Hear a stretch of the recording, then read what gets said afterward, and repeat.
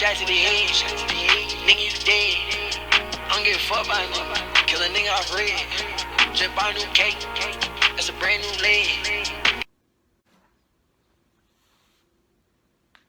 Whole Lotta Red is the new Playboi Carti album. This thing dropped in Christmas year 2020, the worst year probably ever. I don't know. It's hard to think. Off the top of my head, I can't think of another. Probably the worst year I've been alive in. I've been alive for 19 years. Yeah. Probably the worst year. Maybe. I don't know. Anyway, he dropped this thing on Christmas. Everybody went mad on Twitter. Literally hours after it dropped on midnight, everyone is just roasting it. There were already some really funny memes out saying that Playboi Carti sounded like trash, saying that he sounded way better on the leaks. I was just listening to a leak. I was just jamming out to it in the intro to this video. And it sounded like heaven. But, you know, people hated this. And immediately upon release, I was impressed. I was impressed by how weird it sounded. I was impressed by how wild it sounded. And after a week time, because I'm recording this on New Year's Eve, I can safely say that I think the album is already an underrated classic. Let me explain. But before I explain, I have to compare this to Die Lit and tell you about how my thoughts on Playboi Carti evolved as I listened to him and stuff. So, Die Lit was an album that got very mixed reception from people. Some people hated it, some music critics thought it was terrible, some music critics, namely Pitchfork, praised it as this modern masterpiece of trap music, which is what I have come to grow to believe it. Originally, I was kind of memeing with everyone else, and I said it was bad. Like Sean C. did that video, he said that Die Lit was trash. I said, Die Lit's garbage. I'm never going to listen to Playboi Carti. I heard very little of him before. Then I actually listened to the album, and very quickly it grew on me, and it's become one of my most listened to rap albums, probably my most listened to trap album of all time. I don't think it's an amazing album, but I do think it is really, really great. I do think it is somewhat of a cult classic already, and an album that is underrated. I would even say that Die Lit is underrated, and by some, overhated. And I feel like that will be the case with Whole Lotta Red, as this album already is extremely hated. But let me just, piece by piece, tell you, analyze A Whole Lotta Red and tell you why I think this thing is so great. The first thing I need to talk about on this album is the production. The music on Whole Lotta Red is easily the best thing about this album. Just like Die Lit. Die Lit was an album that was carried by this amazing Pierre production. It sounded amazing. But this thing doesn't have a lot of Pierre production. At least I don't hear his tag, "Hey Pierre, you want to come out here?" And you get that door creaking. But whenever you do, you get hyped. But there's not a lot of that on this album. Instead, it's a bunch of other producers, a lot of which I haven't heard of. It was executive produced by Kanye West. And the production on this thing is insane. Half the songs feel like video game songs, and then the other half feel like a bad trip. They feel psychedelic in the best and worst way possible, like you took some LSD and things are starting to go wrong. Oftentimes, the songs sound like a combination of video game music mixed with bad LSD, with a bad trip, and it just creates this really surreal experience. The best thing I can compare it to is the music on Lean for Real, where it just is this insanely trippy, hypnotic, electronically, sort of sounds like a video game, corrupted video game file is what I like to describe the production on that song. And it's like that, but almost spread out to the extent of an entire album with 24 songs that are all songs, no interludes on this thing. On screen right here are all of the songs in this album that feel like their beat was ripped straight from a video game, straight from a Sega Genesis, but not just Playboi Carti's Sega Genesis, a Sega Genesis he bought on Craigslist that was owned by Satan, that was owned by the devil himself. This is like slightly evil, slightly corrupted, and just insane video game music that's been warped, that's been sometimes just directly inserted, like on No Sleep. The intro to that just sounds like it was ripped straight from a video game. Jump Out the House with its looping beat. Meh, which just sounds hypnotic and insane. Neon with its three-part progression that starts with this, then goes to this, then goes to this. It's absolutely euphoric, the progression of the beat on that song. Then you have songs like Control with its much more upbeat sounding electronic video game music on that time, which is distorted and abrasive, but still extremely, you can imagine hearing this while playing Sonic almost. It's insane. King Vamp also has some of that, but a little bit more of its own thing. Sky with that hypnotic video game background that just takes you into another world. Over, which I can't even describe that one. And then Not Playing, which is more upbeat, actually sounds like, just like really like upbeat video game music, but over Playboi Carti's rap, over a bit of darkness that he brings to the table with his rapping. And I'll dive more into that later in the video.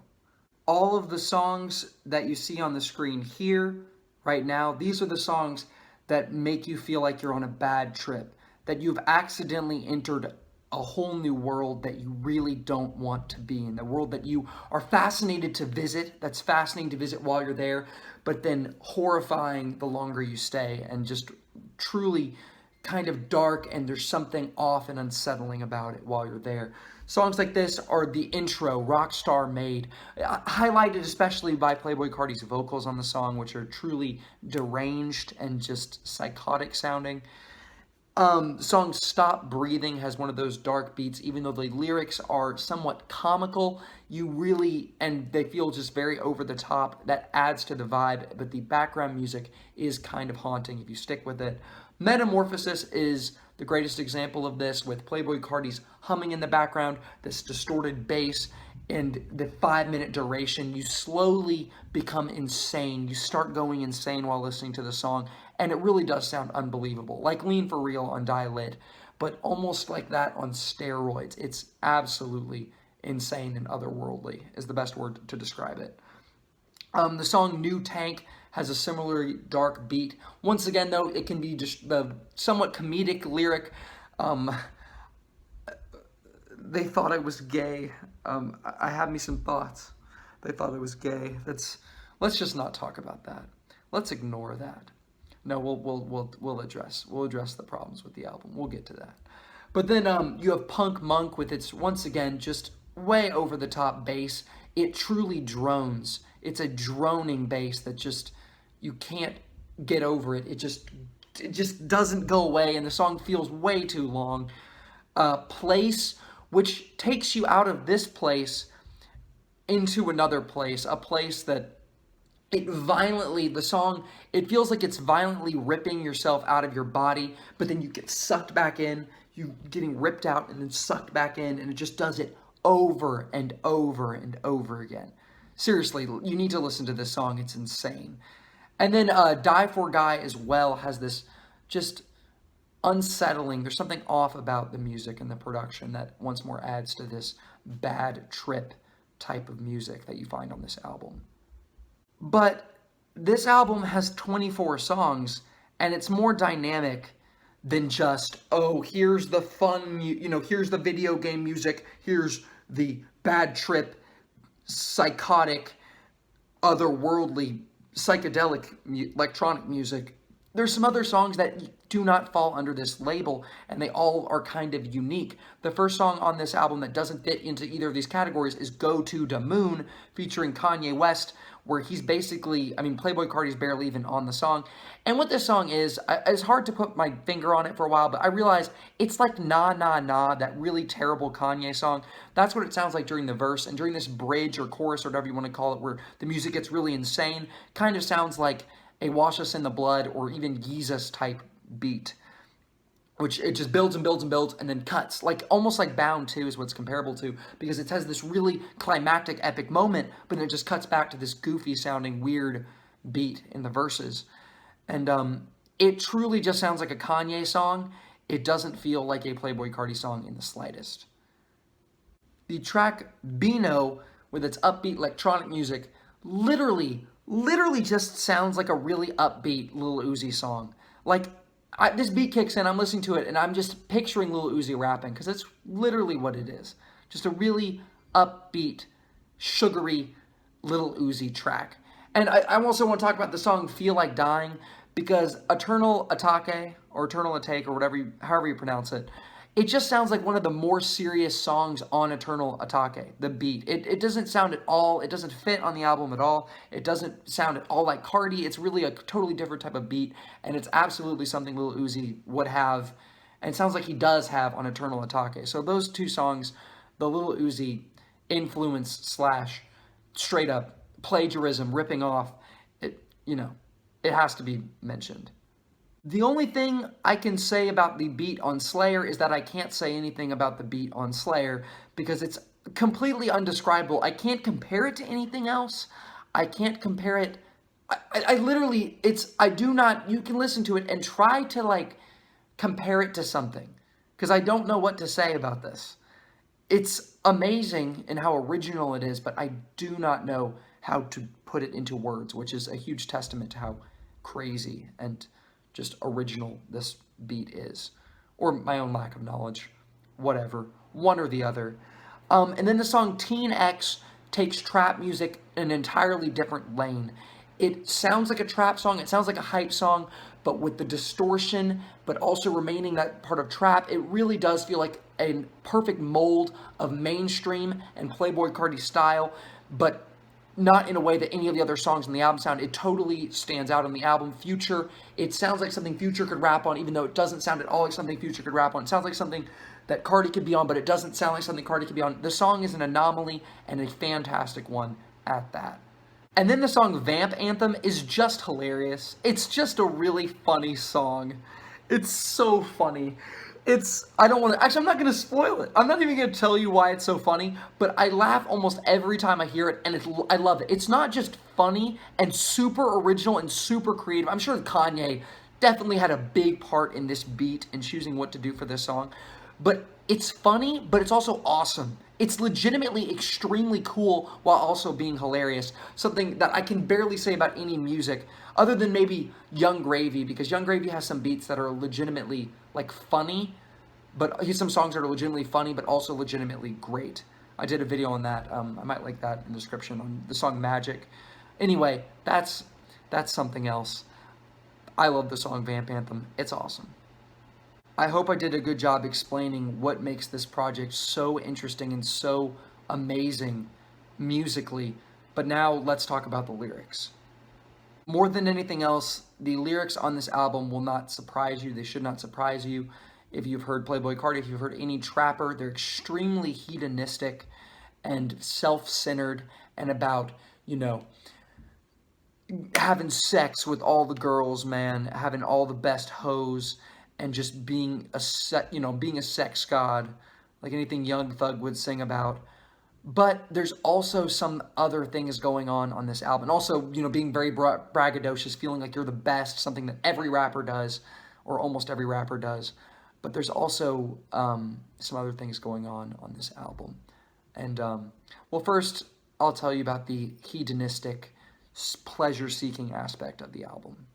As I said, just like almost all trappers, Playboi Carti thinks he's the best. He's got all the hoes, he's got all the money, and these topics come up throughout the entire album very, very frequently. And some very important lyrics on this album are Never Too Much on Rockstar Made, the intro to this album. This is a really great intro because of this lyric, and because of the production, because of the vocals. It's a great representation of the album as a whole. But this lyric, never too much, he just repeats it, never too much, never too much, never too much. That is a perfect summary of Playboi Carti. He's just super self-indulgent in these lyrics. He consumes all of the drugs, consumes all of the women, consumes all of the fame, consumes all of the money, and it just is never too much for him. And that's honestly kind of sad when you think about it. And it's very over the top, and it just fits very well. Another lyric worth mentioning that kind of captures the comedic side of the album and how over the top it is. I take my shirt off and all the hoes start breathe. Oh, all the hoes stop breathing. Excuse me. They stop breathing. He's saying people literally stop breathing when he takes his shirt off. This is ridiculous. It's Playboi Carti, man. You've seen him without his shirt on. You've seen his Instagram live, right? I mean, that's such a ridiculous line, but it sums up the album very well. Also, the most important lyric on the entire album, I think, is on Metamorphosis, where he says, "When you feel like this, can't nobody tell you shit." That lyric is just exemplary of the entire project, where Cardi is doing whatever he wants and he does not care. No one can tell him what to do. And he repeatedly says this on the song, and it just means so much for the album as a whole, and just says so much about Playboi Carti, like, as a person, and just describes this project so well. Another important theme on this album, while it doesn't pop up nearly as much as the hedonistic, pleasure-seeking lyrics and ideas and braggadociousness, is this theme of anger and hatred, true hatred. And the reason this hatred, a lot of rappers will have lyrics about killing someone or whatever, but they say it, especially in the modern trap scene, that's so chilled out. I mean, modern trap music is so, like, mellow, like Lil Baby or Da Baby. Like, they're either being goofy or just really mellow, where you don't feel like they're passionate or care about anything they're saying. And that's especially true. I mean, that's generally speaking the case for trap music. But on a song like No Sleep, where Cardi screams, "When I go to sleep, I dream about murder," he screams it in such a way where it feels sincere. His hatred and his anger feel really real. And that's kind of scary and kind of sad, but that's what it feels like. Another song, in the song On That Time, where he says, "Ride around town with the Draco," and he talks about even killing someone, and it's all just adds to the whole theme of the album. It adds to this anger that he seems to have that crops up occasionally in the lyrics. It's worth noting. It's worth, pointing out. Another lyrical theme that pops up a few times in the album that always surprises me when it does is these themes of love and loyalty. It's very, it's also common to be so braggadocious that you don't want to be vulnerable. You don't want to feel like you're giving yourself over to someone. But Playboi Carti does at times feel like he's giving himself over to someone, feel like he's willing to sacrifice his own wants and needs for another person, namely on the song Control. And it is jarring when it happens, because most of the lyrics are nothing like that sort. They objectify women and say, you describe women as objects for his own pleasure. But then this song has lyrics like this. Let me read a lyric from Control. And the entire song has the same vibe as this lyric, but he says, "Maybe one day I'd get on my knees and give you a diamond ring." He says similar sentiments on Feel Like Dying, though it doesn't feel as sincere on Feel Like Dying, even though the beat and music is more sincere. But yeah, Control is really a love ballad where he's willing to give himself up for another person. And on the song Die for Guy, Carti talks about how he would die for both his guys, his friends, his crew, the people he really loves and hangs out with, and his brother, his real life brother, Jordan Carter, who he name drops on the song. He says that he just wanted to be like his brother and that he would die for his brother. This sort of vulnerability is really refreshing and cool to see on the album. If, once again, adding to, it feels almost a very sharp contrast from the rest of the lyrical content of the album, but it makes the album more interesting, in my opinion. And then there's the vocals. The vocals on modern trap music, generally speaking, are very mellow. They're very smooth. They're very planned out. They have multiple takes. It has to be something that you can vibe with. It's got to be 21 Savage. It's got to be Future. It's got to fit in a lane. And recently there's been more emotion with artists like Trippie Redd, who sound just very, they'll have vocals more like this. But this sounds more raw than even that. Even more raw, to an extent, like 6ix9ine is also super, just very raw sounding vocals. But this sounds even less practiced. Like, this was like literally, some of these songs sound like first takes. And this is a big insult to the album, and a big reason people don't like it is because Carti sounds like a wild man. He sounds insane on this album. But I think that adds to it. It adds to the abrasiveness of the record. It adds to the just weirdness, the strangeness, the non-mainstream aspect of the record, how it just doesn't fit in the modern trap landscape. Even though I would say it's still a trap record, it just Once again, this is Cardi alienating himself from the competition, from his peers, and saying, I'm going to do things differently. I'm going to sound crazy. I'm going to sound like I'm raspy. I'm going to sound like I'm singing this for the first time. And then maybe he did sing it for the first time and then say, this is the vocal. That's the final cut. His producer said, no, it's not. You got to do it again. He said, no, I'm doing it once. I'm going to do it 3 times, and that's it.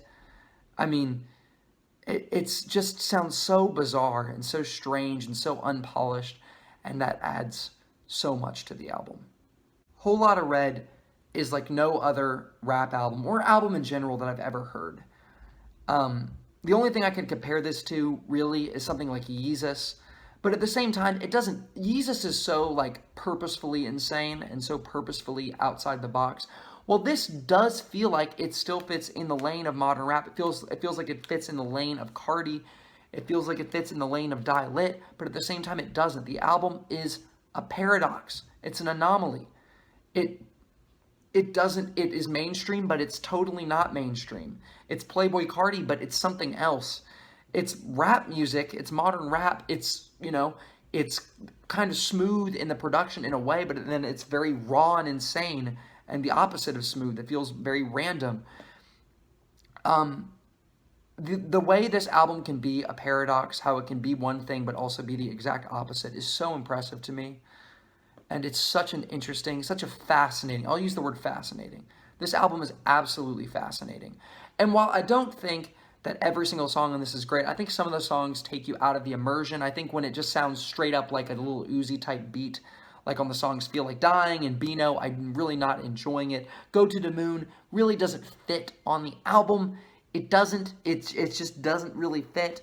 But I think everything else does add and contribute to the vibe, to the feeling this album gives you, that feeling of being in a retro video game that has been corrupted by Satan, or just being on a really bad trip, and sometimes both. Being on a bad trip while playing an evil video game, a corrupted video game, or being inside of the video game, or whatever, man. You don't know what I'm trying to say. This thing to me is a classic. I mean, when I find something that's original, that to me is just worth praising to the moon and back. If you find something that sounds new, this sounds new. This album is, in my eyes, already a classic. Also, if I ever reviewed the album, I would give it like a 4 out of 5, It's fine. It's all right. It's good. Yeah. It's all right. It's fun to listen to. It's pretty cool. All right, thank you for watching the video. Have a great rest of your day.